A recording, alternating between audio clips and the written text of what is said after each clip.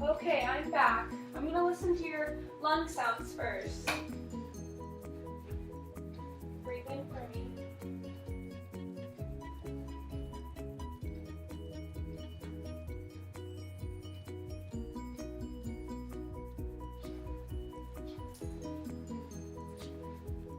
Why isn't your IV running? Okay, I'm gonna document this.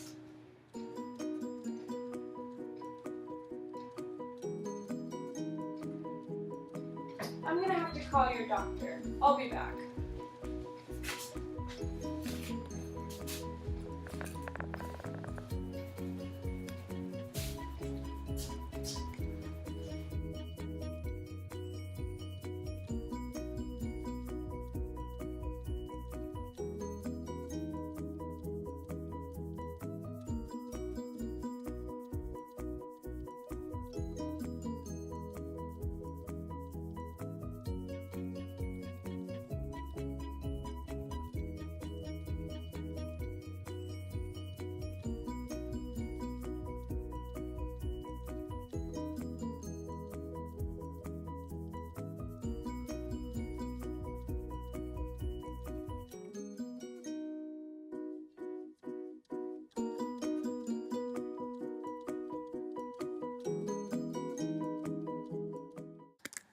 We have witnessed through our clinical rotation that the lack of specific policy leaves a lot of room for errors to be made.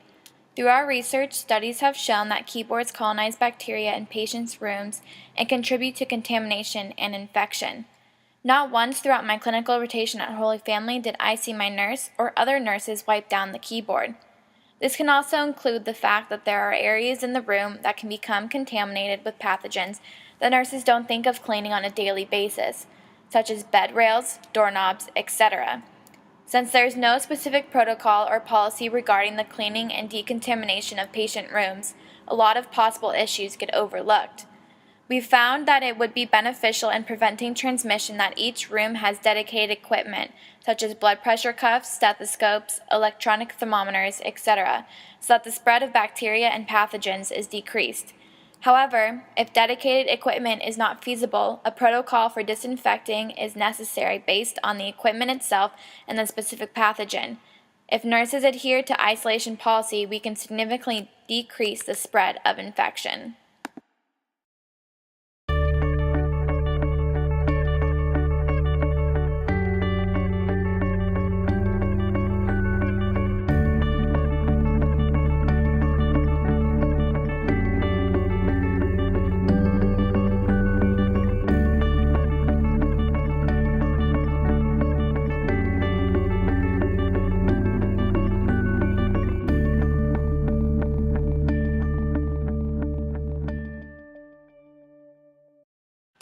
This is a problem that affects everyone in the hospital, especially patients, because patients can be exposed to other patients' pathogens.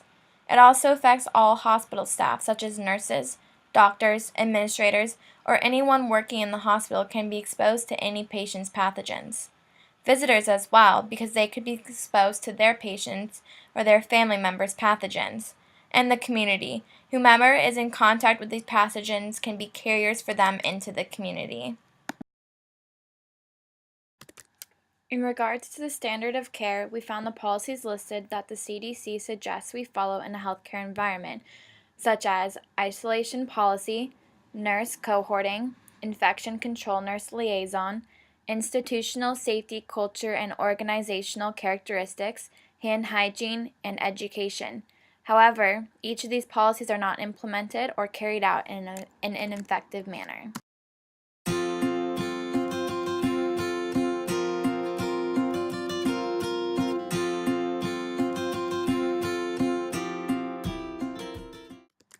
Designating a bedside nurse on a patient care unit as an infection control liaison or link nurse is reported to be an effective adjunct to enhance infection control at the unit level.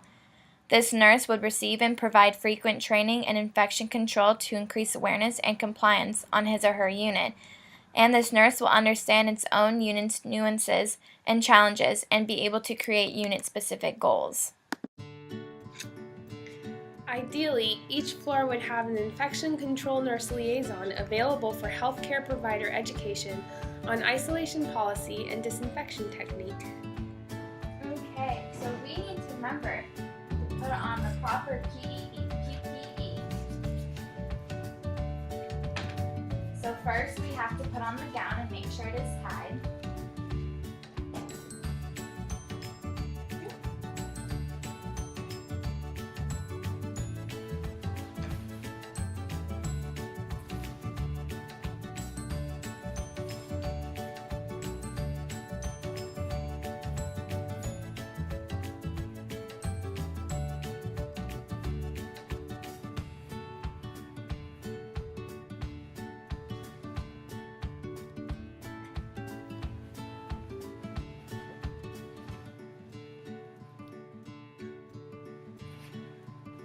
Then next we put on our mask.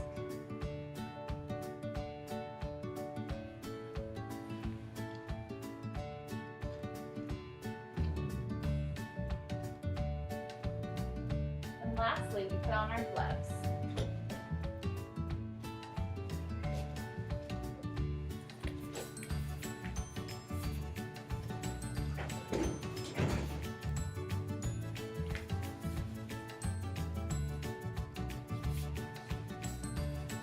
Now we're set to go into the patient's room. In regards to adherence monitoring, a hospital must have safe policies regarding infection control, but they must also be monitoring that these policies are being followed in practice. The Center for Disease Control suggests that hospitals conduct infection control rounds periodically in high-risk reprocessing areas, such as the gastroenterology clinic, central processing, etc., to also ensure reprocessing instructions are current and accurate and are correctly implemented. Document all deviations from policy. All stakeholders should identify what corrective actions will be implemented. Now that we're done assessing our patient, we need to make sure that we disinfect all equipment leaving the room according to hospital policy and the pathogen that the patient has. And then you need to remember when you leave that you take off your PPE in the reverse order that you put it on. So gloves come off first.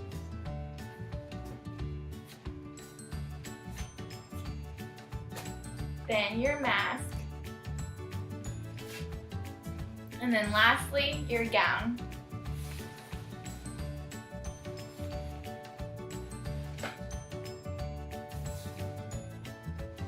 And make sure you hand sanitize your hands before you leave.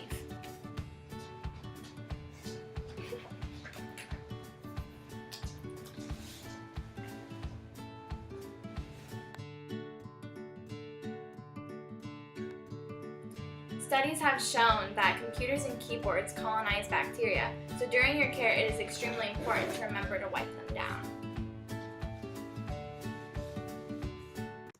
Providing each patient with their own equipment reduces the chance that that pathogen could spread to another patient through contact with these items.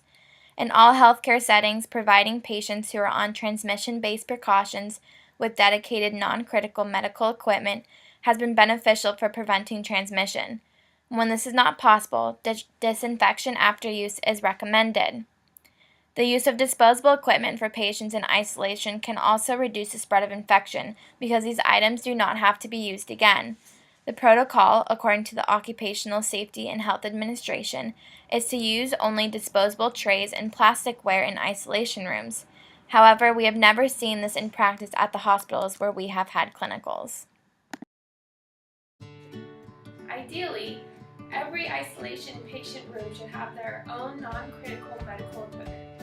This includes, but is not limited to, a thermometer, a blood pressure cuff, a stethoscope, and their own vital signs.